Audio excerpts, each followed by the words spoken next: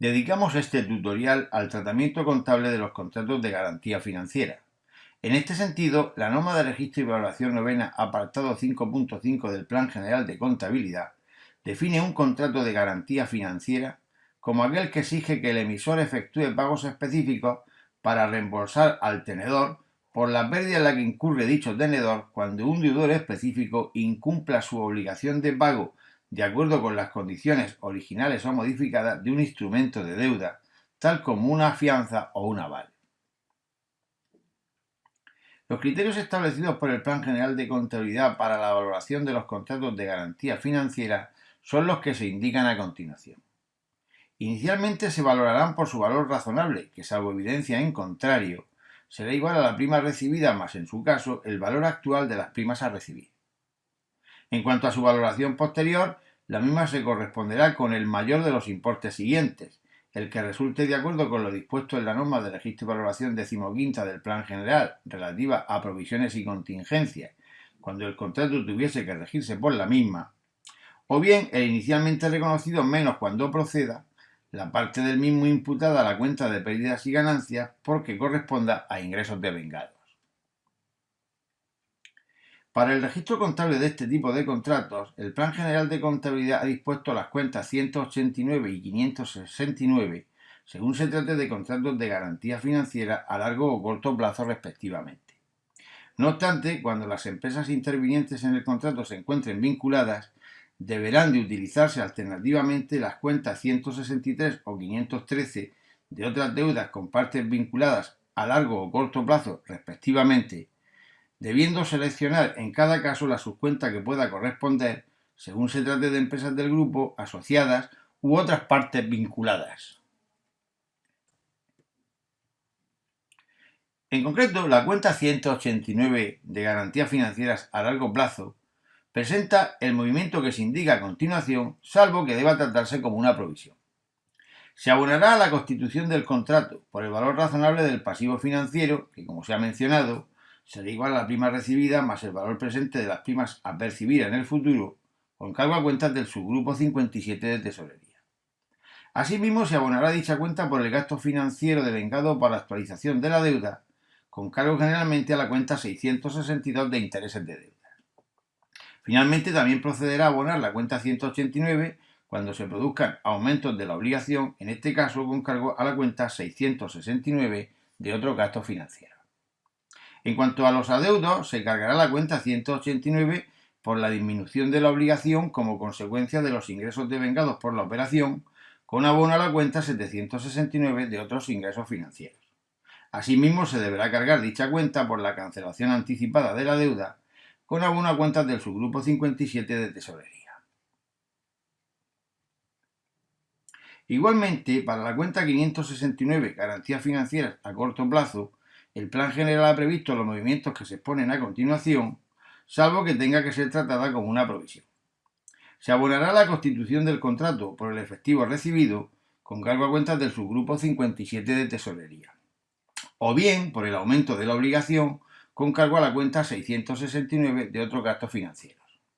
En cuanto a los débitos, se cargará la cuenta 569 por la disminución de la obligación por los ingresos devengados, con abono a la cuenta 769 de otros ingresos financieros, así como por la cancelación al vencimiento, con abono a cuentas del subgrupo 57 de tesorería.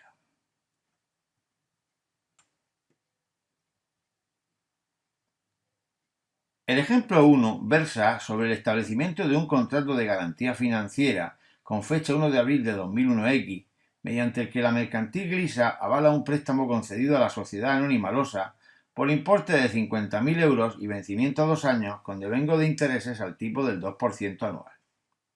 La empresa avalista Glisa ha recibido de la empresa avalada Losa la cantidad de 2.400 euros en concepto de prima, cuyo devengo se supone lineal a lo largo de los 24 meses de duración del préstamo. El supuesto solicita el registro de las operaciones derivadas del mencionado contrato de garantía financiera, suponiendo que 5 meses antes del vencimiento la empresa prestataria comunica a la avalista que únicamente podrá hacer frente al 75% del principal del préstamo. Por simplicidad, se prescinde del registro de los gastos de formalización del préstamo. En esta diapositiva se detalla por un lado el devengo de la prima recibida por la sociedad avalista Glisa hasta la fecha de ejecución del aval y por otro se determina la deuda que deberá satisfacer en base a la comunicación de la compañía avalada Losa. En cuanto a la prima recibida por 2.400 euros, resulta una distribución lineal mensual de la misma de 100 euros, por lo que teniendo en cuenta que la compañía avalada comunica el día 1 de noviembre de 2001X+1 la imposibilidad de pagar el 25% del principal, es decir, 19 meses después de la formalización del préstamo, resulta que se han devengado 1.900 euros de prima, quedando pendientes de devengo 500 euros correspondientes a los 5 meses que faltan hasta el vencimiento. Respecto a la deuda a reconocer por ejecución del aval, la misma asciende en términos nominales a 12.500 euros, equivalente al 25% del principal del préstamo, cuyo valor actual 5 meses antes del vencimiento, al tipo de interés de la operación del 2%, resulta un valor presente de 12.397,29 euros. A partir de aquí, procede registrar en la cuenta 189 la deuda indicada, para lo cual, teniendo en cuenta que existe una prima no devengada de 500 euros, se incrementará el saldo de la cuenta en la diferencia de 11.897,29 euros. Posteriormente procederá a determinar el coste amortizado al cierre del ejercicio 2001X+1, el cual asciende a 12.438,27 euros, y finalmente se calcula el coste amortizado a la fecha de vencimiento, que coincide con la parte del principal del préstamo avalado, por 12.500 euros.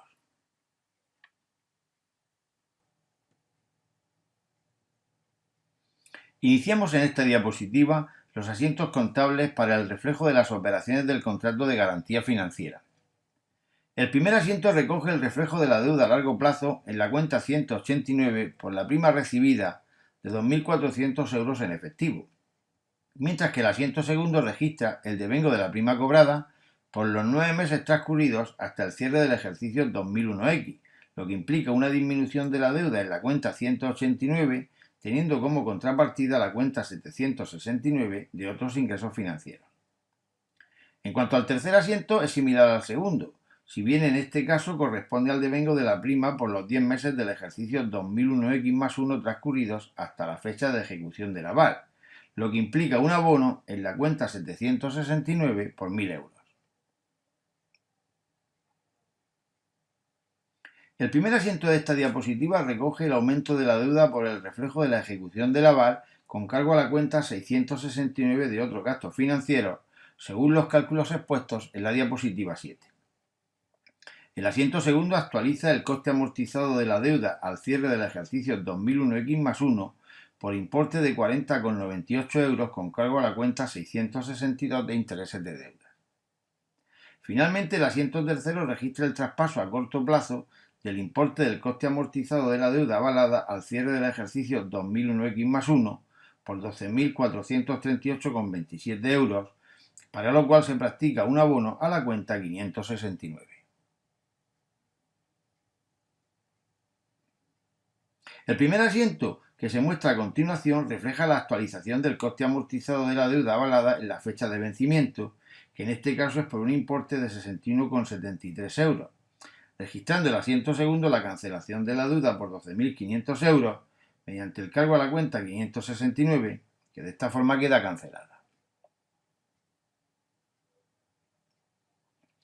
Y con este ejemplo finalizamos este vídeo tutorial dedicado a los contratos de garantía financiera. Gracias por su atención.